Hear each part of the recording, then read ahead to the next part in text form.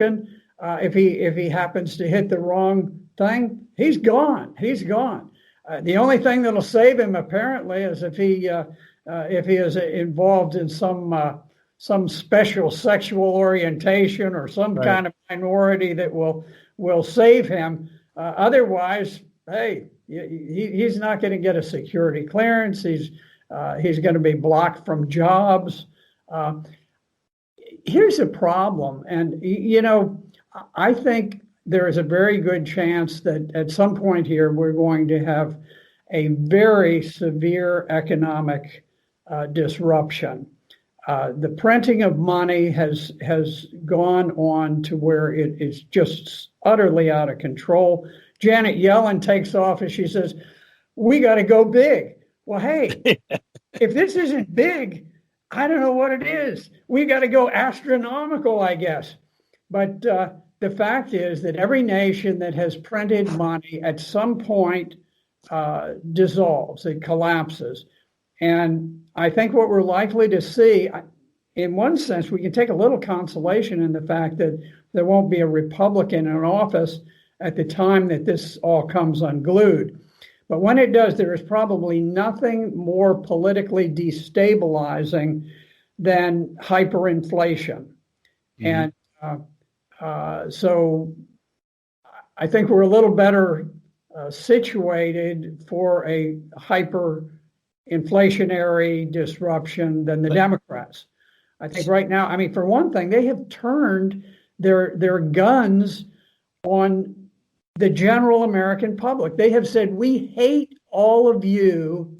And unless you fall into a special privileged group, we hate your guts.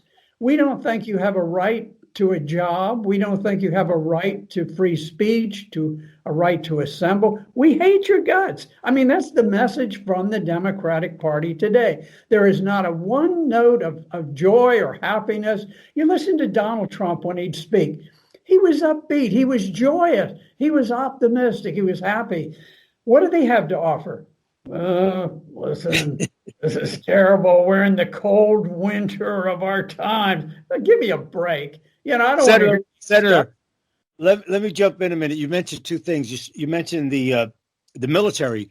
Well, the first thing they do with this new Secretary of Defense, who they bring in, who happens to be a minority, and they brought him out of civilian life and brought him back in to the military. His first comments are, "I'm going to eliminate white supremacy and racism." Well, good luck, Charlie. You know what I mean? And then you have, last night, you have the International Monetary Fund woman, the head of it. And I think I told Mike yesterday, I think the qualification to be the head of the IMF or World Bank, first of all, you got to speak broken English, and you got to come from a country like Georgia or somewhere like Armenia. You know what I mean? Where you have a real second world country, and she's saying on the public TV airwaves last night that we have to look closely at the many years we didn't look closely at the wealth of the poor nations, and now they're being mistreated by not getting the vaccine ahead of the leading nations or first world nations. And I'm like, these people are just totally insane. It never stops, the insanity. They really are. And this idea somehow that the U.S. has never cared about minorities and so forth. There has never been any nation on the face of the earth that has done more for minorities than the U.S. Now, in 1962, starting in 1960, when I was a young teenage boy, and I felt it was demeaning to Black people to have to sit in the back of the bus, to have special water fountains and so forth. And I was the only white person who sat in the colored only section of the Miami Transit bus. I did that for 2 years. It was all Black workmen and Dick Black. I guess I was part of the Black workmen. I fit right in. But I mean, they were uncomfortable when I first did it. It was like, what's this white boy doing here? He's not supposed to be here. Everybody kind of accepted the segregation, and I just thought, I don't like people being demeaned. I'm not for we make everybody equal regardless of what they can do or how much they work, but everybody needs to have a level legal playing field. The government needs to treat everyone alike. I've never believed in redistribution of wealth or the idea that mobs who go out and loot and burn stores should somehow enhance their position by doing that. But I took action at a time when nobody else was taking action. A lot of black people were not taking action, but I was doing it not because I hated anyone, but because I didn't believe in the shame that black people had to endure. And then very quickly, it took several years, but it began to spread, and you began to have people saying, you know what, we really got to change this. And then from there, we went to saying, okay, well, now we've got to try to lift people up. Now, it wasn't done very well because we did it through welfare instead of charity and instead of just making a level playing field. And that's had a very corrosive effect on minority populations. It hurt them quite badly. But anyway, the bottom line is the U.S. has done more to assist minorities than any country on the planet has ever thought of doing. Right, sir. And now they're discriminating against whites to hire these people. And it's, to me, there was an Israeli foreign minister who once said about the Palestinians, they never miss a chance to miss it. They never miss a chance to miss an opportunity. And to me, the allegiance or the adherence of black people back to the Democratic Party, if there was in this election, is another example of that. Because Trump statistically, mathematically showed that portions of that black population in this country responded very positively. Yes. Jobs and entrepreneurial centers and those centers they set up in the cities. It was an amazing, wonderful thing to watch. And Biden's closed all of that down, and he's returned them to the plantation. Yeah. Donald Trump, he achieved an economy where we had the lowest black unemployment in history. Yes. We had the lowest Hispanic unemployment in history. We had historically low women's unemployment, and he was driving unemployment generally down to nothing. Now, part of what he did is the corporate globalists want open borders. They and the drug people, the drug cartels and the globalists. And the sex traffickers too. They bring people into the country and they force down the wages. And so people who are recent immigrants, they can never rise up because there's always an unlimited supply of labor, and it hurts them. What strikes me too, sir, is that we have a government now that's run by professors and theorists, people who never have worked a day in their life for the most part. Yeah. And you hear these things they plan. They think that being punctual is racist, keeping a schedule is racist, and instead of aspiring to become adults, they want to remain adolescents. It seems to me on the dole for a long time yet to come. And the Democrats will let that happen.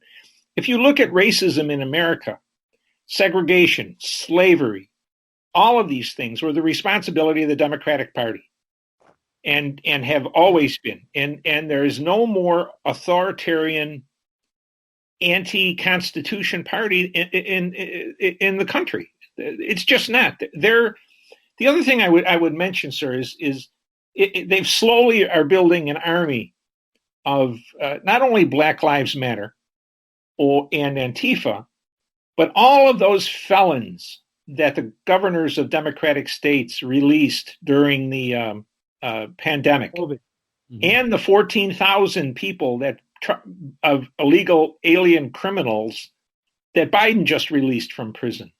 They're building an army for something, and it's not for Biden's cause of national unity. And whether Excuse me 1 minute, Mike. Mike, Yeah. I want to just ask the senator, maybe he knows. There is rumor, Senator Black, there is rumor that Tim Kaine's son is involved with Antifa. Have you heard anything about that?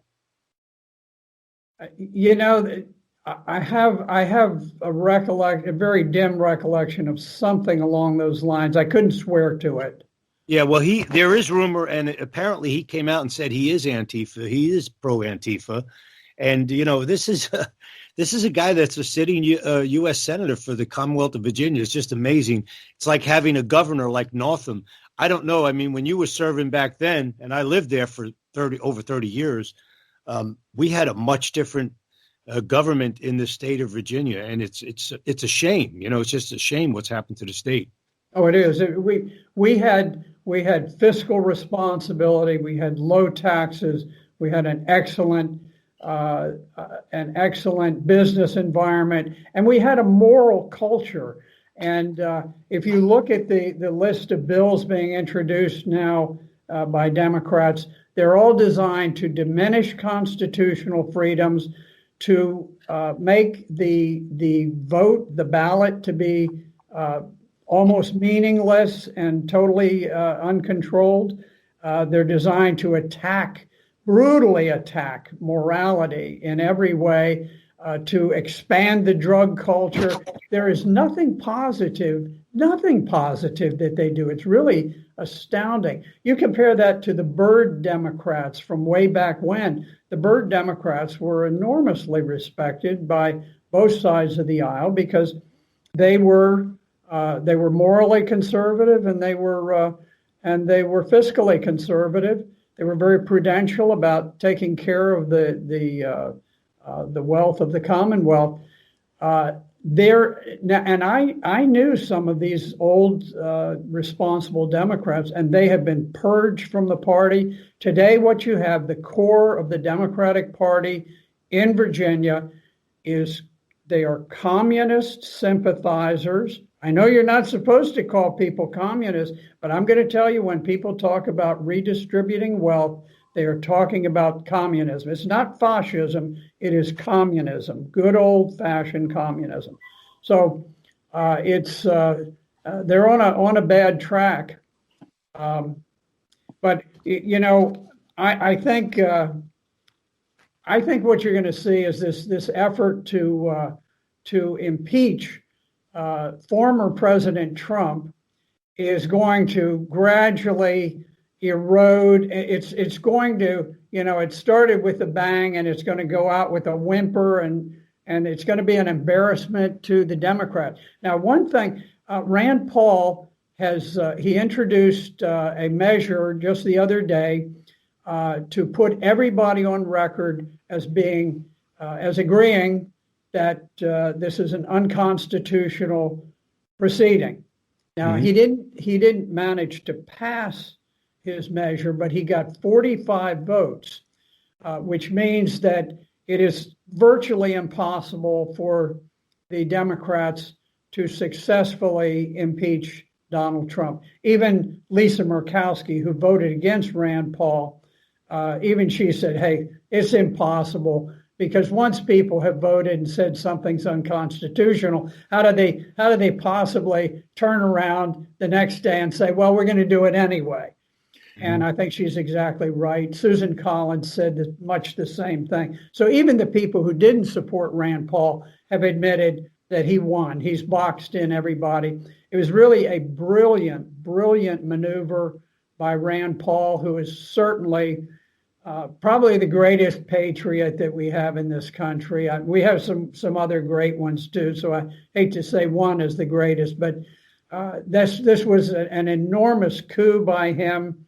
And politically, it has enormous consequences because it locks in 45 Republicans to where it's extraordinarily awkward for them to change their position and say that it's time to impeach somebody, even though we recognized that it was unconstitutional in the first place. But isn't Mike, it startling, though? Coming down to the last few minutes, Mike. We're coming down to the last few minutes. So why don't you go first, and I'll let the senator go last. How's that? Okay. I was just going to say, sir, I agree with you. I think Rand Paul has grown tremendously as a thinker, as a man in the